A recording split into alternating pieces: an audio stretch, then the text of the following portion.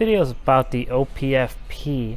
So if you just opened it and you just turn it on and you see ADL, and I say you put a lot of weight on it, you might start seeing some negative numbers here, but it always goes back to ADL. So this is very important, and it is in the manual online but not on the printed manual in the book. They have to remove the screw from the bottom, so this might help out a lot of people. So turn it off, move my pan, lift it over, and you'll see right here, please move the protection screw before using. So you have to remove the screw, you might need a screwdriver, completely out.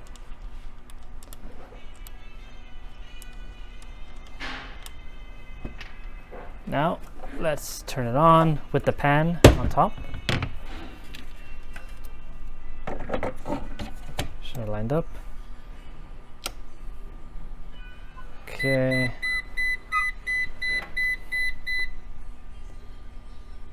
Okay, so now mine is working. So this might save you from a calibration. Seems very simple, but it is a mistake a lot of people forget about. So the rest of the video is going to be explaining more about how to get into the calibration menu, how to change capacity, divisions, and how to actually calibrate the unit. So just make sure your feet are all leveled. So you adjust each corner. Keep adjusting until there's no wiggle. You check each corner. It's not wobbling, so it's good for me. So to actually get into the calibration menu itself, you're going to hold down the CE and tear button. So you're pressing it.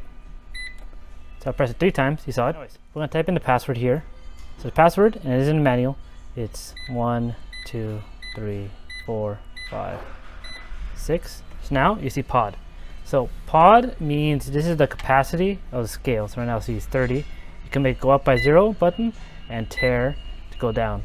So you can see cycle through all of them. And if you want to change the capacity, you can. Just realize that the load cell itself might not be able to handle it, whatever the sensor is inside. But you can change whatever you want to set it so it doesn't give you an error code. Just be careful not to go too high where you damage the scale. So you can see. And if you were going to change the load cell anyways inside, you just want to change the capacity, you could do that. So you can see it goes, these are in kg, so 600, 750, 1000 kg, 1200, 1500, 2000, 3000, 5000, 6000, 7500.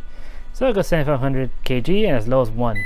So this is a 30, so I'm gonna leave it there. Okay, once you select the capacity, so now we're gonna go to the next menu. We're pressing the M plus button. Now you see the bottom one flashing. This is the amount of divisions or how it's counting by. So right now it's counting by 1, and this is in grams, so it's 1 gram.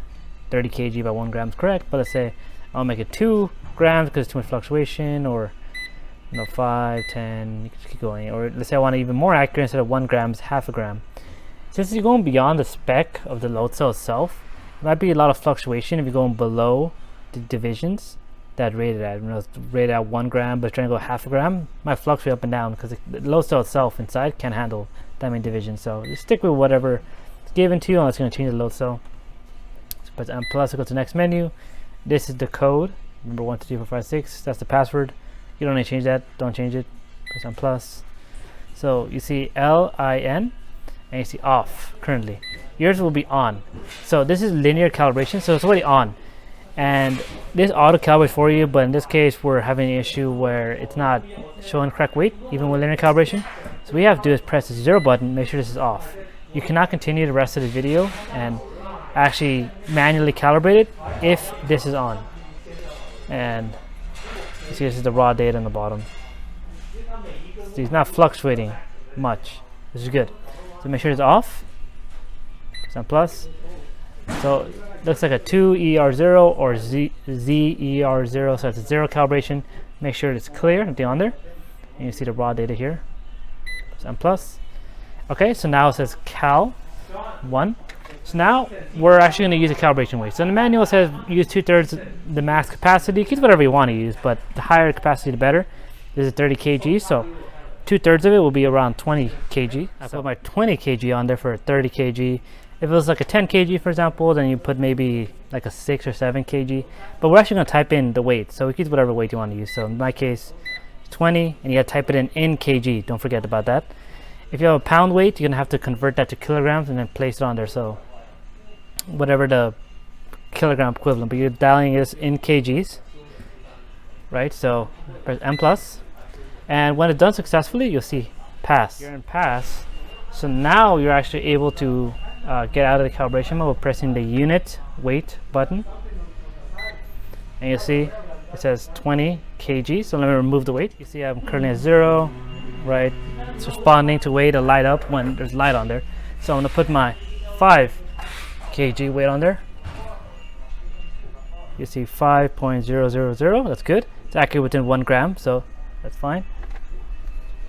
And remember, this is lit up in kg up here, and this is a 50 gram, so you see it's 0.050 or 50 grams. And you can always change the units. Right now it's in kgs, 0.05 kg. So put the units. You see now it's 50 grams. That's correct.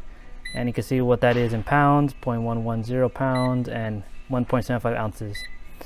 So, and that's how you do it. And that should be it. You shouldn't need to calibrate most of the times. But if you do move it around a lot, readjust it, or you're changing out the load cell and you have to recalibrate, or you want to just change the capacity or divisions. If you change capacity and divisions, a lot of times recommend to recalibrate, but not required. And that's it, and that's how you calibrate the OPF P.